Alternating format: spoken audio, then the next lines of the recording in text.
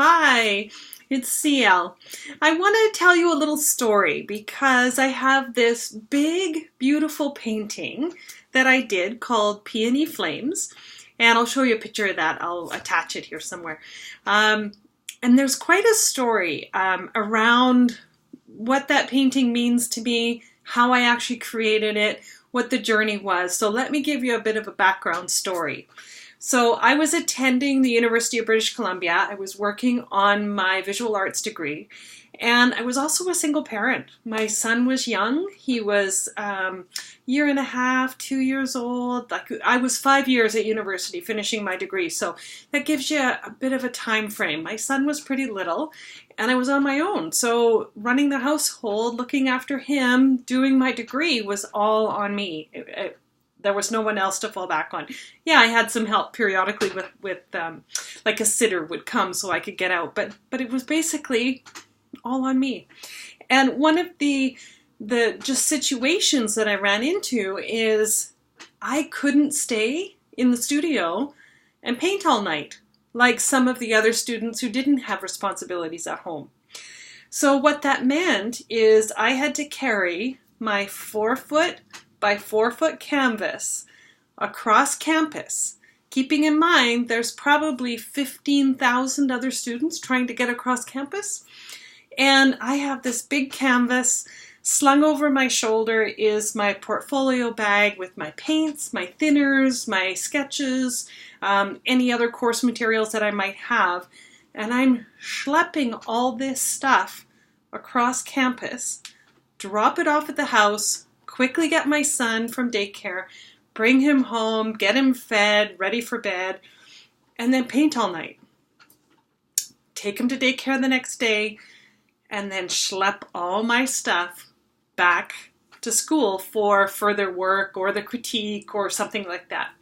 Now, during this degree process, I had an instructor who told me as I was working on a canvas, not this particular one, he came by and he said, "Your work is very painterly." And I didn't really know what to say. So I just said, "Thank you." I didn't know what he meant, but anyway, okay, thank you. My work is very painterly. And as he's walking away, he turns over his shoulder and he says, "That wasn't a compliment." Okay, so what am I supposed to make of that? You know, if you're my instructor and you see that I'm not, my skills aren't where they need to be, or I'm not understanding the process properly, why aren't you instructing me? Why aren't you helping me? Rather than this sarcastic over your shoulder kind of comment. Well, back to the 4-foot by 4-foot canvas.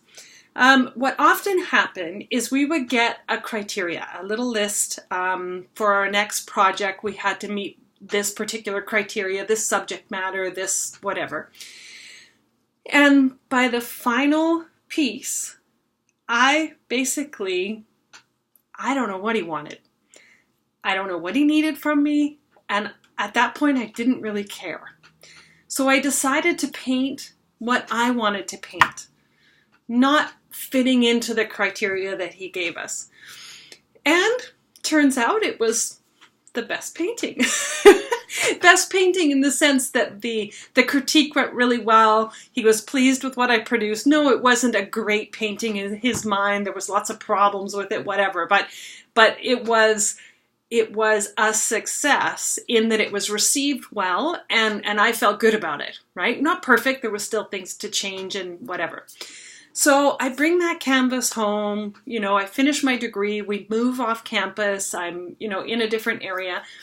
And I start to look at my painting as a career again.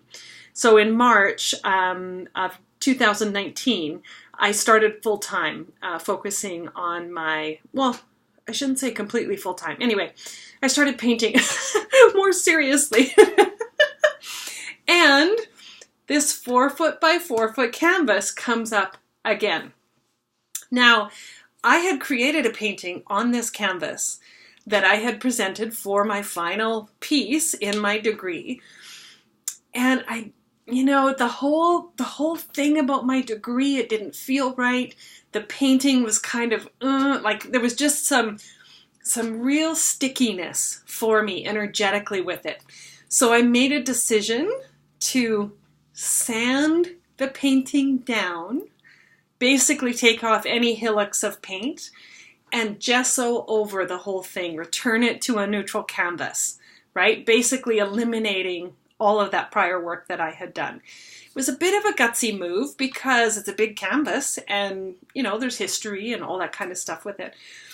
And I realized that I really want to create something spectacular on this canvas. So I chose an image of a peony that I had in my collection of future paintings. And I projected it onto the canvas, did my pencil sketch, started to articulate where everything goes, where all the petals are, and started. And you know, it taught me so much. Not only the size of it was challenging, but that I really couldn't see all four corners of the painting at the same time. All I could ever focus on was, you know, this little piece that was in front of me, these few petals, these few things that line up together. And believe it or not, piece by piece, inch by inch, corner by corner, I made my way around this whole painting. And each time I stepped back from it. Now keep in mind, my studio is not large, so it was hard to get back far enough from the painting to get a really good impression of it. But each time I got back from it, oh, I felt this catch in my breath. Like, oh, there it is. There it is. There's the beauty that I want to capture in the work that I create. Now, I'll give you a little bit more of a backstory. So I did 2.5 years at the Art College in Calgary. And part of studying at the Art College is you have to take a broad range of subjects. So I was in glass blowing, fiber, jewelry, 2-dimensional design, 3-dimensional design, drawing, all that stuff, sculpture. Like there was just a number of different areas or faculties that you were involved in. And I remember, I believe it was 3rd year, I was in a drawing class and I put my work up once again for critique. And the teacher singled me out and said, "Whose work is that?" I said, "That's mine." And he said, "Well, sweetheart, this is just not for you." And he waltzed me out of class and said, "Go see the registrar and see what else might be available for you." That was a little bit crushing for me. So there's been a number of times where the reaction to what I've created has not been supportive, productive, kind, right? And now that I'm firmly planted in my creativity, I know who I am, I know what it is that I want to create. This big painting taught me that whatever restrictions I've felt before, whatever comments have come before that have not been supportive, that the only comment that really matters is what I feel about myself, what I feel about what I've created. It was incredibly liberating to realize that the residue of those past comments, I don't need to hold on to them. Yes, they're a memory, they're part of my experience, but they are not the truth of who I am. And that big painting taught me, step by step, you do know what to do. You do know which elements need to come next. You do know how to make good decisions. And step by step, you will make it through the finish line of this big painting. Now, it's spectacular. It's over the moon. I still pinch myself, like, really, I created this? So I guess the whole gist of the story here is that we are challenged all the time by what other people think of us, what they say, supportive or unsupportive things. Like, really, people's opinions matter to us. And it's particularly difficult when we don't know who we are ourselves, when we don't have a clear idea and we're still trying to identify who we are as a creative. We're a bit vulnerable, right, to people's comments. So find your way. to your own strength of who you are. And part of that strength, finding your own strength, is collecting evidence of what you have created, where you have succeeded, the things that you've done that you have felt proud of. Hold on to those things. Hold on dearly to the evidence of what you have created, so that when the mind jumps in there and says, oh, you can't do that, or that's not good, or remember that teacher that said, you can turn back to the evidence and recognize, I can actually do this, right? So the chatter that's going on is not the truth. Look at the evidence. Look at what I've created. I'm proud of this, right? I'm proud of what I've done. So I hope that gives you a little bit of insight into how to find your strength as a creative. It has to come from within. You have to believe in yourself. And part of that is collecting the evidence, giving yourself the chance to try to put something together that you feel inspired to put together. And I think there's a danger because we can be our own worst enemy, our own worst critic.